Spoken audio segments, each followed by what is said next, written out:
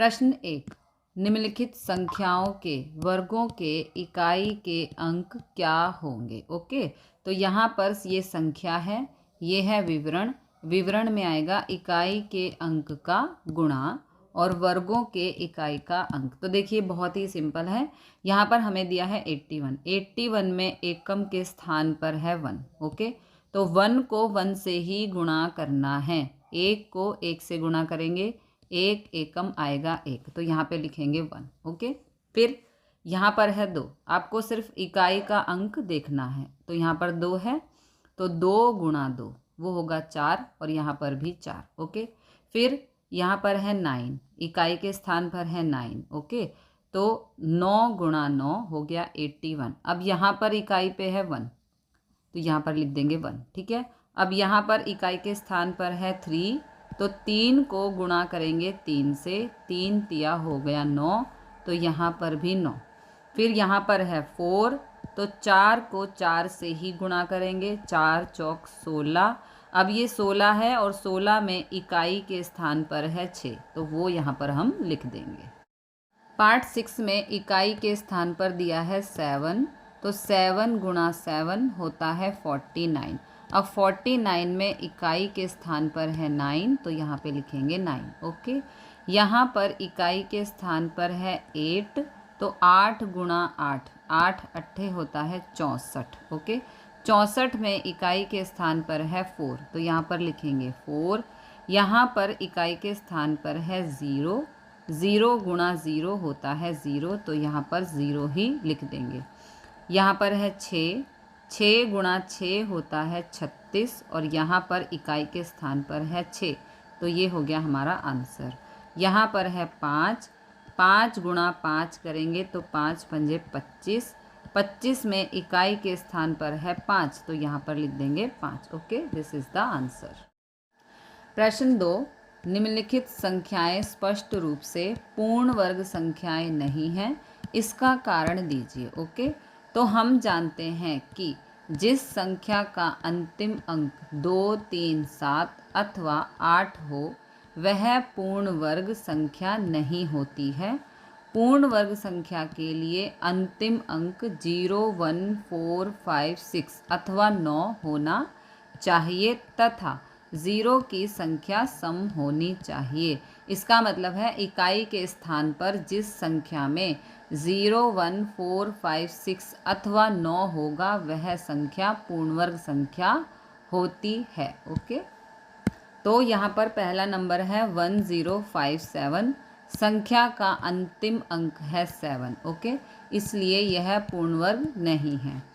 संख्या नंबर 2 में यहाँ पर इकाई के स्थान पर है 3, इसलिए यह पूर्ण वर्ग नहीं है। संख्या नंबर 3 में इकाई के स्थान पर है 8, इसलिए यह पूर्ण वर्ग नहीं है। अगली संख्या में इकाई के स्थान पर है 2, इसलिए यह पूर्ण वर्ग नहीं है। अगली संख्या में यहाँ पर 3 0 हैं। ओके, शून्य सम संख्या में नहीं है। शून्यों की जो संख्या है वो 3 है। 3 विषम संख्या होती है। अगर यहाँ पे 2 0 होते या 4 0 होते या 6 0 होते, मतलब कि 0 की संख्या अगर सम संख्या में होती तो यह संख्या पूर्ण वर्ग संख्या होती, लेकिन यहाँ पर 3 0 हैं। 3 का मतलब विषम संख्या में 0 है, इसलिए यह पूर्ण वर्ग नहीं है। अगली संख्या में इकाई के स्थान पर है 2, इसलिए यह पूर्ण वर्ग नहीं है। अगली संख्या में यहाँ पर 3 0 हैं। शून्य सम संख्या में नहीं है, इसलिए यह पूर्ण वर्ग नहीं है। अगली संख्या में इकाई के स्थान पर एक बार 0 है, तो शून्य सम संख्या में नहीं है, मतलब कि यहाँ पर या तो 2 0 हो या 4 बारी 0 हो या 6 बारी 0 हो, तो वह संख्या किसी न किसी संख्या का पूर्ण वर्ग होती है। लेकिन यहाँ पर शून्य एक ही बार है, विषम संख्या में है, इसलिए यह संख्या पूर्ण वर्ग नहीं है। प्रश्न 3, निम्नलिखित संख्याओं में से किस संख्या का वर्ग विषम संख्या होगा। तो हम जानते हैं कि विषम संख्या का वर्ग विषम तथा सम संख्या का वर्ग सम होता है। ओके, तो यहाँ पर ये संख्या है, ये विवरण है। अंतिम अंक सम अथवा विषम, संख्या का वर्ग सम या विषम होगा। ओके, तो 1 में दिया है हमको संख्या 431। ओके, अब देखो इकाई के स्थान पर 1 है, एक विषम संख्या होती है तो इसका वर्ग होगा विषम संख्या। ओके, यहाँ पर इकाई के स्थान पर 6 है, 6 सम संख्या होती है तो इसलिए इसका ये वर्ग होगा सम संख्या का। यहाँ पर इकाई के स्थान पर 9 है, 9 विषम संख्या होती है तो संख्या का वर्ग विषम संख्या होगा। यहाँ पर इकाई के स्थान पर 4 है, 4 सम संख्या है तो संख्या का वर्ग सम संख्या होगा क्योंकि इकाई के स्थान पर सम संख्या है। ओके, यदि इकाई के स्थान पर विषम संख्या है तो संख्या का वर्ग विषम संख्या होगा। यदि इकाई के स्थान पर सम संख्या है तो संख्या का वर्ग सम संख्या होगा। ओके, प्रश्न 4, निम्न प्रतिरूप का अवलोकन कीजिए और रिक्त स्थान भरिए। ओके, तो यहाँ पर जो मैंने ये ब्लू जीरोस लगाए हैं ये रिक्त स्थान है, इसे आपको फिल करना है। बाकी क्वेश्चन में आपको क्या गिवन है वो देखते हैं। देखो यहाँ पर 11 का स्क्वायर 121 होता है, आपको पता होगा। अब यहाँ पर एक बारी 0 है तो यहाँ पर भी एक बार 0, यहाँ पर एक बार 0 और बीच में है 2। यहाँ पर 2 बारी 0 है तो यहाँ पर 2 बारी 0, बीच में 2, फिर 2 बारी 0। तो नेक्स्ट में क्या होगा, देखो यहाँ पर 2 0 थी तो यहाँ पर 2 0। इसी प्रकार यहाँ पर 4 जीरोज़ हैं तो यहाँ पर भी 4 0 और यहाँ पर भी 4 0। नेक्स्ट में यहाँ पर 6 0 हैं तो यहाँ पर भी 6 0 और यहाँ पर भी 6 0 और बीच में आएगा 2, यहाँ पर भी बीच में 2। ओके, तो इस प्रकार आपको यहाँ पर 4 0 हैं तो यहाँ पर भी 4 0, यहाँ पर भी 4 0 और बीच में 2। देखो यहाँ पर बीच में 2 है, यहाँ पर बीच में 2 है, यहाँ पर बीच में 2 है। इस प्रकार ये एक सीरीज़ बन रही है। फिर लास्ट में यहाँ पर 6 0 हैं तो यहाँ पर 6 0, यहाँ पर 6 0, बीच में आ गया 2। This is the answer. प्रश्न 5, निम्न प्रतिरूप का अवलोकन कीजिए और रिक्त स्थान भरिए। ओके, तो यहाँ पर जो मैंने ब्लू पेन से लिखा है वो यहाँ पर रिक्त स्थान है, वो आपको फिल करना है। तो सबसे पहले 11 का वर्ग होता है 121, फिर हमें दिया है 101 का वर्ग। तो यहाँ पर ये एक पैटर्न है। ओके, देखो 10 20 1, इसमें पैटर्न ये है कि आगे 10 होना चाहिए और लास्ट में 1 होना चाहिए। ओके, तो अगले में देखो क्या लिखा है, 10 20 30 और फिर 20 1। देखो ये 30 के अगल बगल में 20 और सबसे पहले 10 और लास्ट में 1। इसी प्रकार नेक्स्ट में हम क्या फिल करेंगे, 10 20 30 और फिर 40 के अगल बगल में 30, फिर 30 से पहले 20 और सबसे पहले 10, लास्ट में 1। ओके, इसी प्रकार नेक्स्ट में देखो 10 20 30 40 50 है ना, 50 से पहले 40, 50 के बाद भी 40, 40 से पहले 30 और 40 के बाद भी 30, 30 से पहले 20 और 30 के बाद भी 20, सबसे पहले 10 और लास्ट में 1। तो इसके लिए यहाँ वर्ग होगा, ये देखो इसने क्या दिया है, 10 10 10 और लास्ट में 1। तो यहाँ पर एक बारी 10 और बढ़ जाएगा, हर बारी देखो 10 बढ़ रहा है यहाँ पर, है ना। तो ये देखो 1 2 3 बारी 10 है तो 1 2 3 4 बारी 10 और लास्ट में 1 और उस पर लगाना है square. Okay, this is the answer. प्रश्न 6, दिए गए प्रतिरूप का उपयोग करते हुए लुप्त संख्याओं को प्राप्त कीजिए। जो मैंने यहाँ ब्लू कलर से लिखा है वो लुप्त संख्याएं हैं, वो हमें यहाँ पर फिल करनी है। तो यहाँ पर एक पैटर्न है, पहले सबसे पहले पैटर्न को समझते हैं क्या पैटर्न है। ओके, तो देखो 1 दूनी 2, 2 में 1 प्लस करेंगे 3।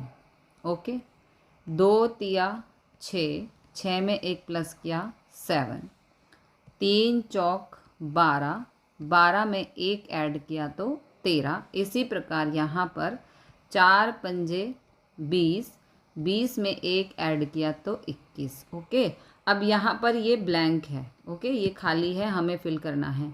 तो 5 को हम किससे गुणा करें कि हमें 30 मिले, तो 5 6 होता है 30, तो इसलिए यहाँ पर 6, 5 6 30, 30 में एक ऐड किया तो 31। इसी प्रकार यहाँ पर 6 सत्ते 42, 42 में एक ऐड किया तो 43। ओके। प्रश्न 7, योग्य संक्रिया किए बिना योगफल ज्ञात कीजिए। ओके, तो इसमें हमें पार्ट 1 दिया है 1 + 3 + 5 + 7 + 9। तो आप देख सकते हो ये सभी संख्याएं विषम संख्याएं हैं। विषम संख्याओं का मतलब है जो 2 से भाग नहीं हो सकती। ओके, तो इसके लिए पहली 5 विषम संख्याओं का योग, इसके लिए सूत्र होता है a⁻2 = देखो ये 5 है तो 5 का वर्ग, 5 का वर्ग होता है 25। ये हो गया आंसर। पार्ट 2 में हमें दिया है 1 + 3 + 5 + 7 + 9 + 11 + 13 + 15 + 17 + 19। तो ये सभी विषम संख्याएं हैं और ये 10 विषम संख्याएं हैं। देखो 1 2 3 4 5 6 7 8 9 10। ओके, तो पहली 10 विषम संख्याओं का योग, इसके लिए सूत्र है a⁻2। तो a का मतलब है यहाँ पर 10। ओके, तो 10⁻2, 10⁻2 होता है 10 × 10 = 100। ओके, यानी कि 10 का वर्ग होता है 100।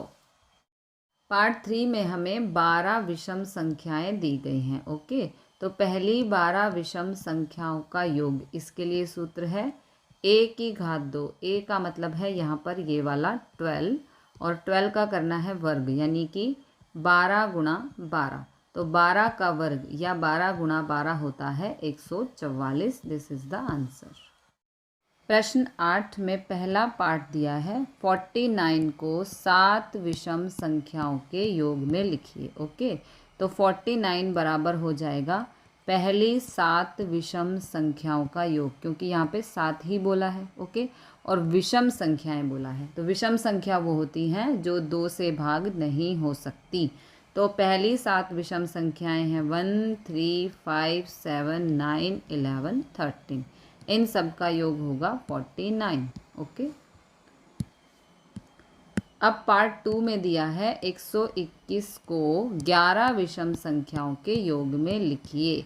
तो 121 11 विषम संख्याओं के योग, तो पहली 11 विषम संख्याओं का योग होगा 1 + 3 + 5 + 7 + 9 + 11 + 13 + 15 + 17 + 19 + 21। इन सभी संख्याओं का योग होगा 121।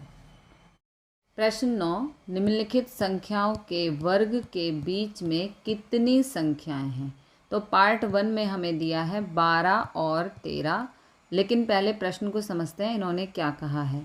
निम्नलिखित संख्याओं के वर्ग, ओके, यानी कि इन दोनों के वर्ग के बीच में कितनी संख्याएं हैं? तो 12 का वर्ग तथा 13 का वर्ग के बीच की संख्याएं, इसके लिए सूत्र है 2n। ओके, और n है यहाँ पर 12, यानी कि पहला नंबर n है यहाँ पर 12। तो 2n की जगह पुट करेंगे 12, 12 दूनी हो गया 24। तो 24 संख्याएं हैं 12 के वर्ग और 13 के वर्ग के बीच में। पार्ट 2 में हमें दिया है 25 और 26। ओके, तो 25 का वर्ग तथा 26 का वर्ग के बीच की संख्याएं, इसके लिए सूत्र है 2n, और n है यहाँ पर ये 25। ओके, n का मतलब है ये 25। तो 2n की जगह पुट कर देंगे 25, ब्रैकेट, ब्रैकेट का मतलब होता है गुणा। तो 25 दूनी हो गया 50, यानी कि 50 संख्याएं। पार्ट 3 में हमें दिया है 99 और 100, 99 का वर्ग तथा 100 के वर्ग के बीच की संख्याएं, इसके लिए सूत्र है 2n। n का मतलब है यहाँ पर 99। ओके, तो 2n की जगह हम यहाँ पर लिखेंगे 99, बीच में ब्रैकेट है, ब्रैकेट का मतलब होता है गुणा। तो 99 दूनी होता है 198, इसका मतलब है 99 के वर्ग तथा 100 के वर्ग के बीच की संख्याएं हैं 198।